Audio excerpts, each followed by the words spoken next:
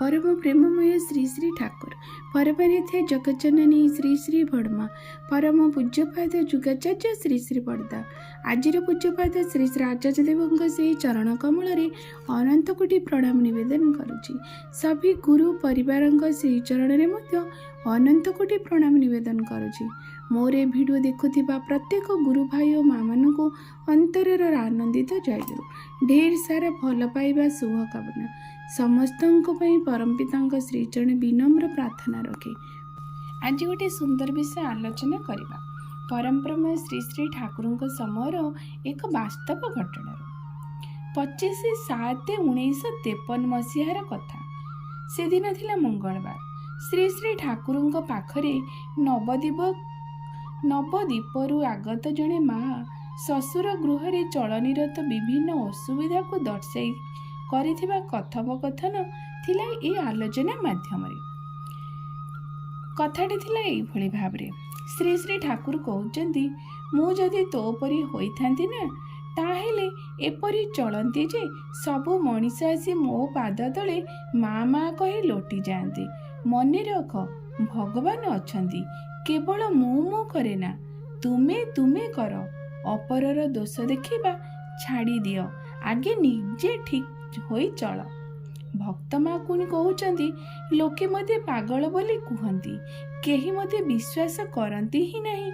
श्री श्री ठाकुर कहले एपरी भाबरे चलिबु जेउथिरे सेमाने तुमको सेपरी कथा कहि पारिबे नाही। मनीष साथीरे मीठा मीठा कथा कुह सद व्यवहार कर। केही तुम साथीरे खराब व्यवहार करिले मध्य तुमे भल व्यवहार कर। एहा जहा कहिली असल कथा किंतु कहिली करी देख तो कौन हेउची। लोके हजार तुमको खराब कहतु ना काहेकि तुमे ता ग्रहण कर नाही। भक्त माँ कहउचंदी मु ठाकुरंकर शिष्य बोली शशुर घर लोक खूब खुंटा दियंती। श्री श्री ठाकुर कहले शिष्य माने जानिछु तो शिष्य माने जे अनुशासित हुए। माटी श्री श्री ठाकुर कथा न शुणी क्रमागत नाना कष्ट कथा कही शशुर घर लोकंकर निंदा ही करी चलिले। श्री श्री ठाकुर कहले तुमे एते कथा कहूच किंतु मु जा कहूची ता तो शुणुना। मुरुकी हसी कहले संबित माने जानिछ तो संबित माने सम्यक रूपे जानिबा आउ सीधी माने अनुसंधान द्वारा मिलन घटाइबा। भक्त माँ पुणी कहले ताहेले मु वर्तमान कौन करिबी केउठी जाई रहिबी।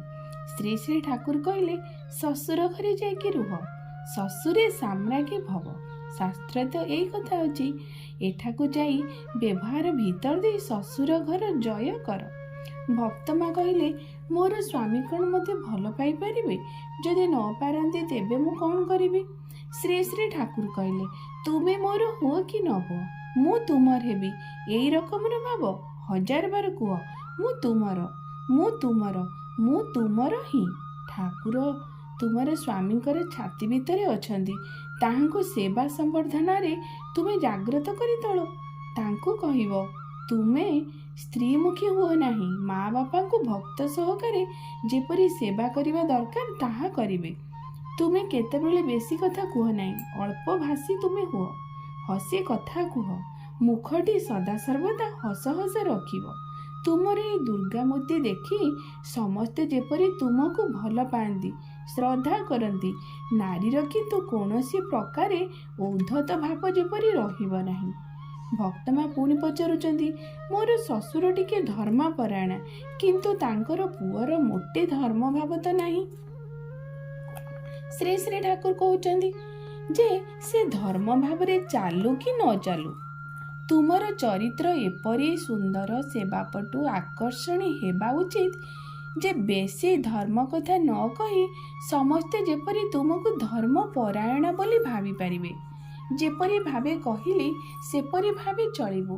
पिला छुआ रसगोला पाइले जेपरी आनंद हुअंती सेमाने बहु माँ कही सेहीपरी जेपरी आनंद पाइबे। सबु समय रे मनीषर भितरे भल टिको को सक्रिय करी खराब टिको को दूर करी देबो।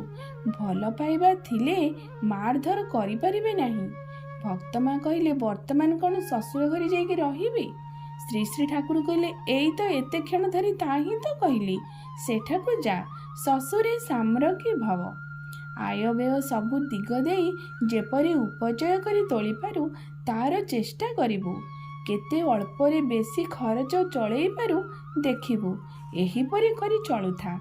ଶ୍ରୀ ଶ୍ରୀ ଠାକୁରଙ୍କର ଦରଦ ଭରା କଥାରେ ମାଟିର ଚଞ୍ଚଳତା ଧୀରେ ଧୀରେ ଶାନ୍ତ ହୋଇଗଲା। ମୁହଁରେ ହସ ଫୁଟି ଉଠିଲା।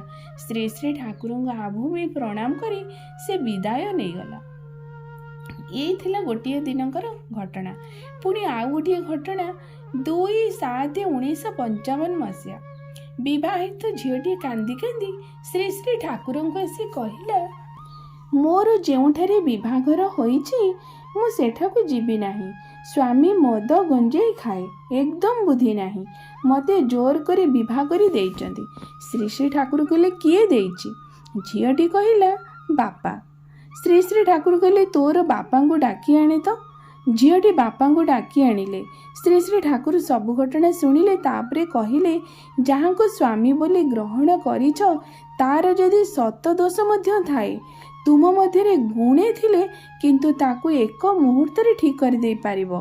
ସେ କେଉଁ ରାଜାର ଝିଅ ଏତେ ବଡ଼ ମୂର୍ଖ କାଳିଦାସକୁ ଅମର କବି କାଳିଦାସ କରିଦେଇ ତୋଳିଲା। ସେ ତ କାଳିଦାସଙ୍କୁ ଭୟ ଦେଖାଇ ତଡ଼ି ଦେଇ ପାରିଥାନ୍ତା, କିନ୍ତୁ ତାହା ତ ସେ କରିନି। ନିଜ ଗୁଣ ଥିବା ଦରକାର। କିଏ ହୁଏତ ତୋର ସ୍ୱାମୀ ସମ୍ବନ୍ଧରେ କହୁଛି। ମୁଖ ବିକୃତ କରିବା ବିକୃତ ସ୍ୱରରେ ଶ୍ରୀ ଶ୍ରୀ ଠାକୁର କହିଲେ, ଓ ମା, ଦେଖୁଛି ତା ସ୍ୱାମୀ ବେଶ୍ୟାବାଡ଼ି ଯାଏ, ମଦ ଗଞ୍ଜେଇ ଖାଏ। କି କଳା କୁଶ୍ଚିତରେ ବାବା। ମାଲୋ, ଆଉ ଏପରି ହୋଇଗଲା ତାହେଲେ ହେବ ନାହିଁ। କିନ୍ତୁ କାଳିଦାସ ଉଦାହରଣ ମନେ ରଖିଥା, କେତେ ବଡ଼ ମୂର୍ଖକୁ ମଧ୍ୟ ପଣ୍ଡିତ କରି ତୋଳିଲା। ଝିଅର ଗୁଣ ଥିଲେ ହୁଏ, ସ୍ୱାମୀକୁ ସେ ଏକ ମୁହୂର୍ତ୍ତରେ ଠିକ୍ କରି ନେଇପାରେ। ବାପା ତ ଜନ୍ମ ଦେଇଛନ୍ତି, ବାପାର ସୁନାମ ଯଦି ନ ରଖିପାରୁ ତାହେଲେ ଆଉ କ'ଣ ହେଲା?